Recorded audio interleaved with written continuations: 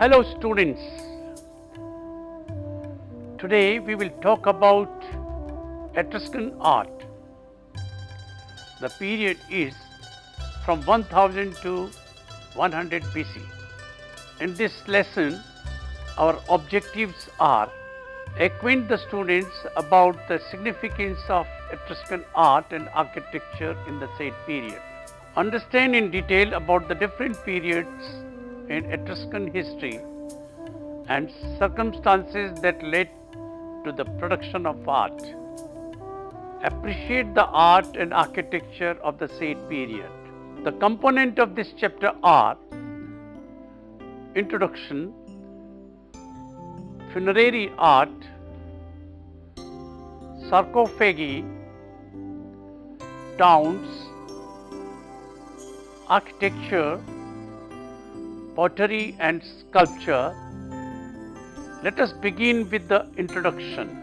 The Etruscans lived in Etruria in Italy during the Bronze and the Iron Ages.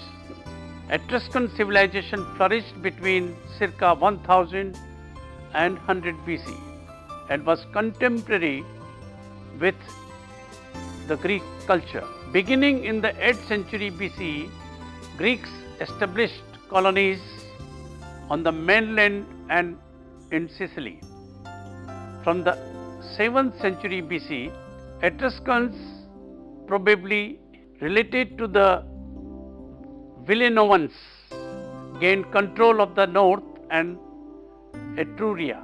It reached its zenith during the 6th century BC when their city-states controlled central Italy. Etruria, modern Tuscany, occupied the west central part of the Italian peninsula. It was bordered on the south by the Tiber River, which runs through Rome, and on the north by the Arno River.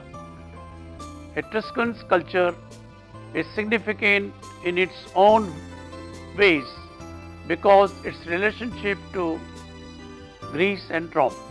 Etruscan wealth came from fertile soil and an abundance of metal ore. Both farmers and metal workers, the Etruscans were also sellers and merchants, and they exploited their resources in trade with Greeks and with other people of the Eastern Mediterranean. Etruscan artists knew and drew inspiration from Greek and Near Eastern art, assimilating such influences to create a distinctive Etruscan style. Let us look at the geographical spread of the Etruscans.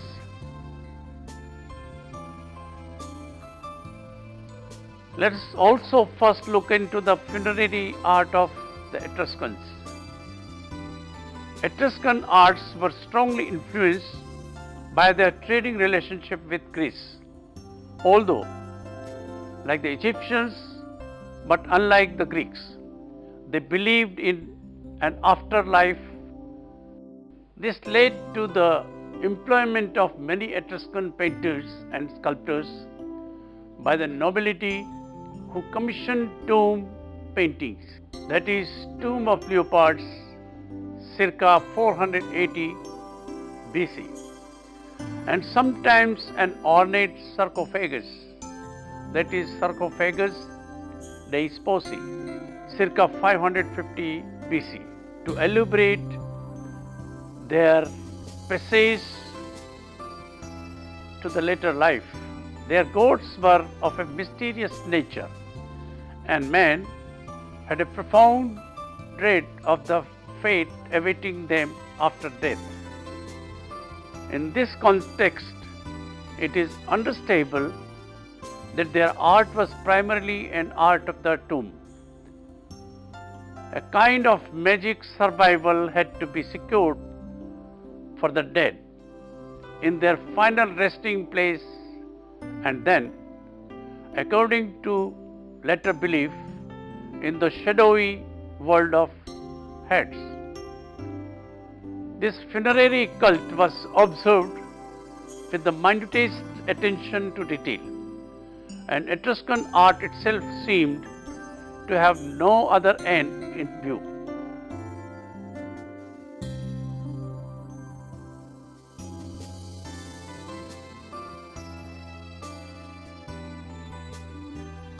The portrait immortalized the dead man's features and so wrested him from the powers of darkness. On a burial urn from Chiusi, a copy of the dead man's face in the form of a bronze mask is affixed to the vessel. Later, the head was carved and made into the urn's lid. This gave way to real statue, as we shall see in the next figure.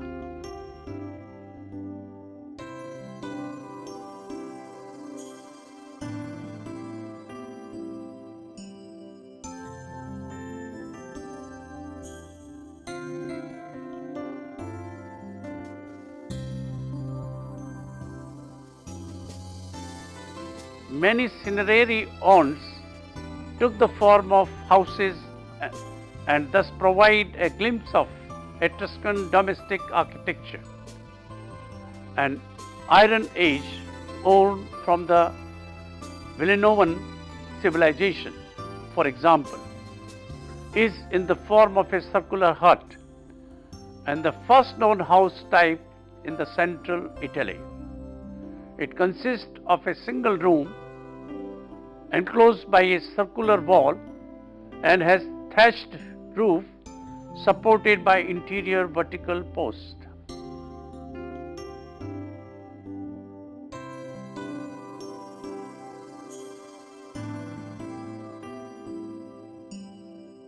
A later example of a house shaped in cinerary urn probably represented an upper class house or a palace, for it has an elegant symmetrical facade with an arched doorway and second-story gallery. And now for the sarcophagi. In the development of the new funerary iconography, the artist created monumental sculpture in the sarcophagi of wealthy individuals.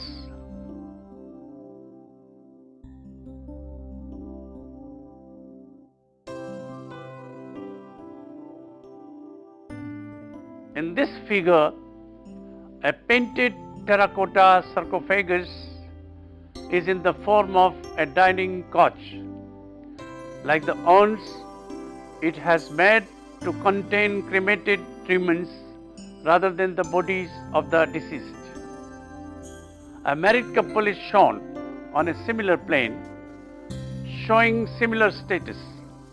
Long stylized hair, a smile with corresponding raised cheekbones, upwardly slanting eyes, elegant curves, finely pleated drapery,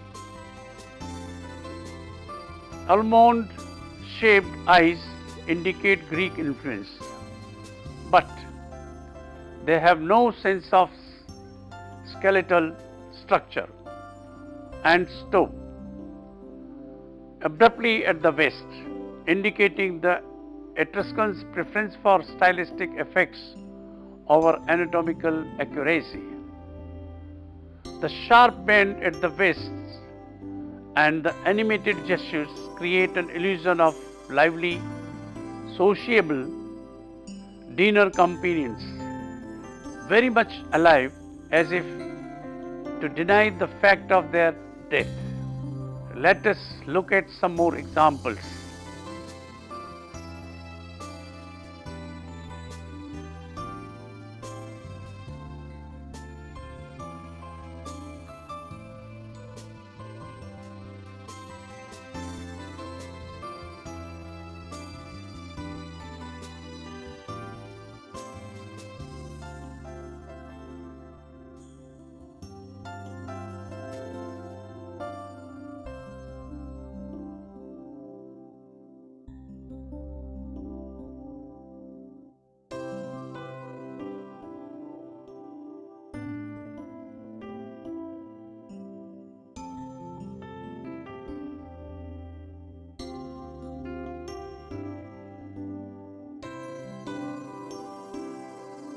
Similarly, the frescoes which covered the damp walls of the Tuscan hypogea, subterranean burial chambers, are important as religious symbols. They depict the funeral feast. They also portray the occupations and pleasures of his earthly life. And most of all, they give concrete shape to his life in the next world. Let us talk about cities now. Since their attention was more on the tombs and afterlife, the Etruscans paid less attention to the embellishment of their towns. The Etruscans adopted the Greek street plan used at Greek colonial sites in Italy. But ideal town planning was difficult to impose on the older cities of Etruria, which had grown from Villanovan villages.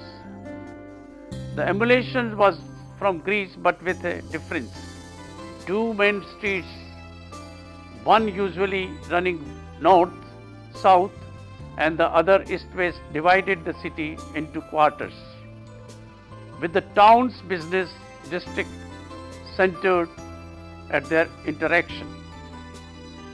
Greek inspiration prevailed in Etruria during the period of archaic style, circa 600 to 475 BCE.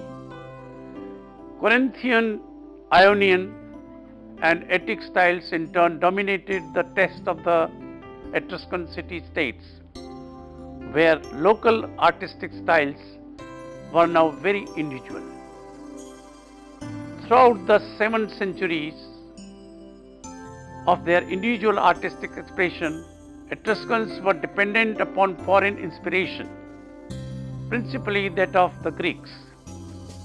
Thus, the major styles of Etruria are called by the same names as those of Greece. But whereas the Greek styles grew organically, reflecting their historical, social, and intellectual background, the Etruscans accepted outward forms without always assimilating inner content. It is hard to find a parallel in the history of art for the consistent Etruscan borrowing of Greek style. Yet, they were not shallow imitators. They were sensitive to the beauty of Greek visual arts and proved themselves most able craftsmen. They used Greek art forms, styles, themes, and even details, but were always selective, adapting them to the Etruscan conventions to express Etruscan taste, often in the idiom of a single city-state. What were they doing in terms of architecture? For large-scale architecture, the Etruscans turned to Greece for inspiration. They erected temples with open-air sanctuaries and sacred precincts. Later, Etruscan temples did not have pediments, but only gabled porches. Etruscan architects used wattle and daub construction for the superstructure by reinforcing branches, wattle with clay and mud daub. Stone was used only for podium. Roofs were tiled and decorative sculpture was made of terracotta.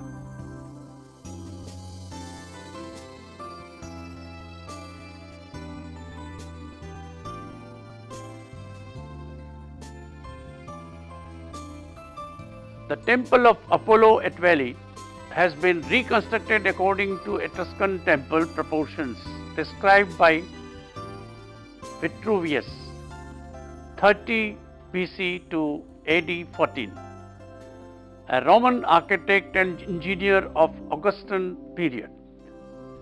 In addition, to the plan, the Etruscan incorporated the Greek wooden roof and pronaos,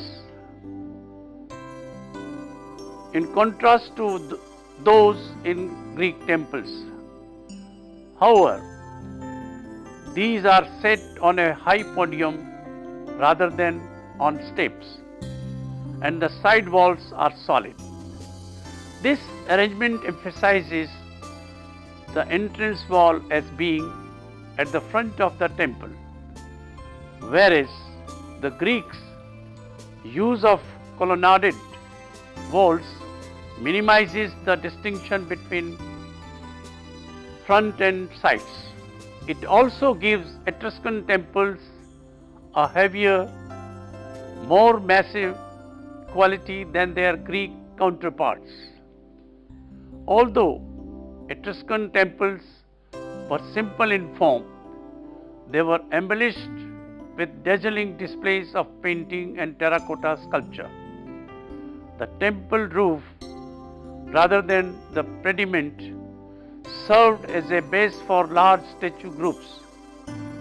Etruscan artists excelled at the imposing technical challenge of making huge terracotta figures for placement on temples. Let us turn to pottery and sculpture. Economic prosperity and social interaction led to the Etruscan adopting and adapting certain Greek social customs, such as the symposium, drinking party, and the practice of banqueting in a reclining position, for which they imported thousands of Greek vases. Now scenes and characters from Greek mythology liberally populate Etruscan imagery. Like the Greeks, Etruscan artists cast bronze by the lost wax method. The bronze bonded chimera from the 4th century BC depicts the mythological monster with a lion's body, a serpent's tail, and a god's head, here emerging from the back. Its pose convincingly indicates a readiness to spring toward an adversary. The hair along the spine literally stands on end. Fear is suggested through the open mouth, turned head, and raised eyebrows. At first, archaic bronze figures were somewhat rigid, with stress on vertical lines, but they soon acquired new characterization and validity. Cast statuettes of recognizable gods appear, and to decorate the increasing number of household, bronzes, warriors, athletes, dancers, and other types are often shown in vigorous action. The emphasis on expressive detail, such as the head or hands, is characteristic of the Etruscans, while the flowing lines, long heads, and plump bodies indicate Ionian taste. Let us look at some pottery examples.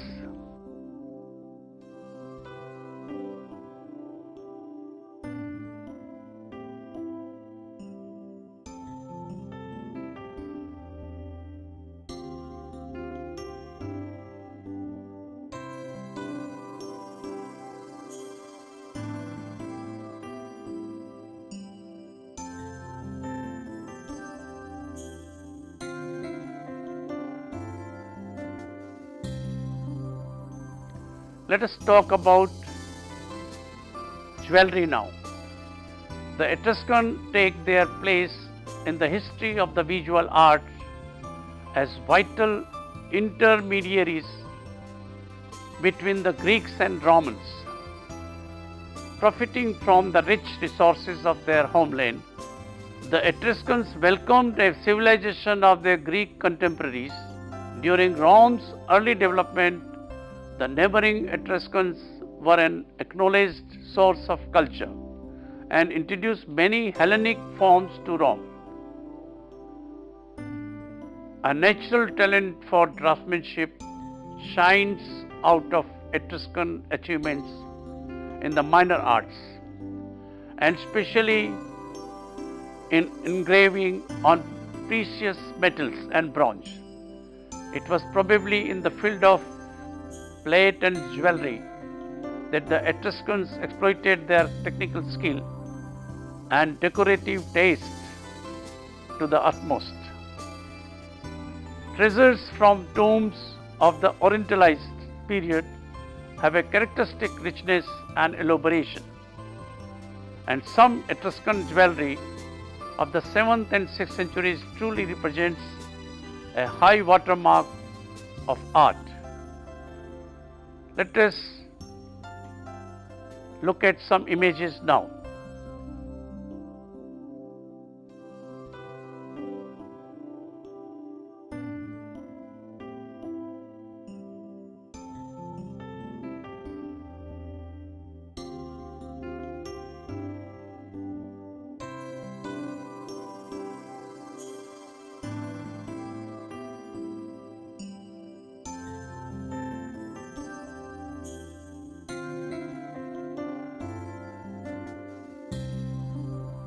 Let me conclude by talking about the role of women in Etruscan art.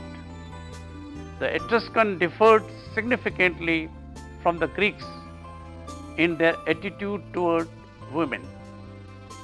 Etruscan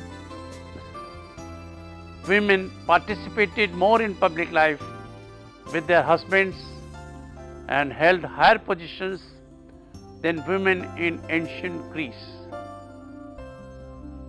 Wives participated with their husbands in banquets. Wealthy Etruscan women were unusually fashion conscious and wore elaborate jewelry commensurate with their rank. The bronze mirrors that have been excavated from Etruria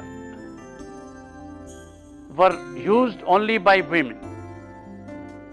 They were typically decorated with mythological scenes, and their inscriptions indicate that the women to whom they belonged were literate. The greater emphasis on women in Etruscan society is consistent with the prominence in the arts of figure of the mother goddess and other female deities well beyond the Bronze Age.